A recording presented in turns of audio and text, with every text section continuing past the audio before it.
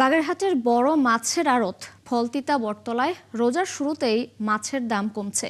এতে লোকসানের শঙ্কায় প্রান্তিক মৎস্য চাষী ও আড়তদাররা।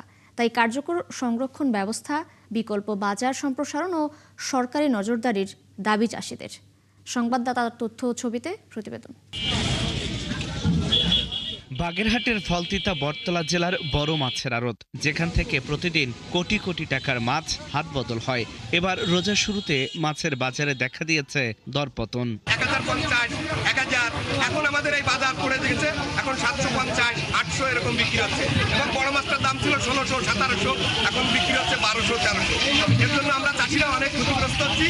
সাধারণ ব্যবসায়ীরা এদের লাভালাভ যা আছে ভালোই আছে, কিন্তু সেই তুলনায় চাষিরা দাম পাচ্ছে। আড়তদাররা জানান, রমজানের আগে যেসব মাছ প্রতিমণ 10 থেকে 12,000 টাকায় বিক্রি হতো, বর্তমানে তা 8 থেকে 9,500 টাকায় বিক্রি হচ্ছে।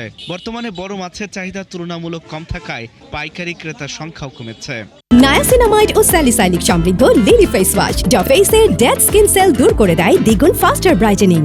বছরের আগে মাছের দাম ছিল আপনার 1180 টাকা, 90 টাকা, আর রোজার কারণে আমরা মাছের দাম 750, তারপর 850 এরকম চলে আসছে।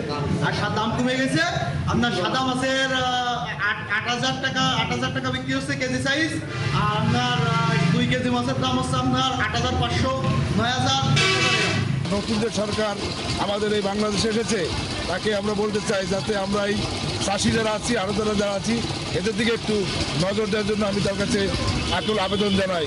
ক্রেতারা বলছেন, পাইকারি বাজারে মাছের দাম কম হলেও সিন্ডিকেটের কারণে খুচরা বাজারে চড়া মূল্যে কিনতে হচ্ছে তাদের। পাইকারি আড়ত থেকে যে কয় টাকা তারা লাভ পাবে এটা নির্ধারণ করা হচ্ছে। যেমন এখানে যে মাছের যে দাম, সেই তুলনায় স্থানীয় বাজার অনেক দাম বেশি।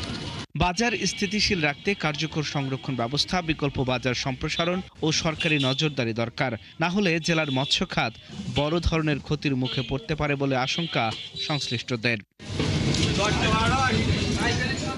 আল ইমরান, ৭১।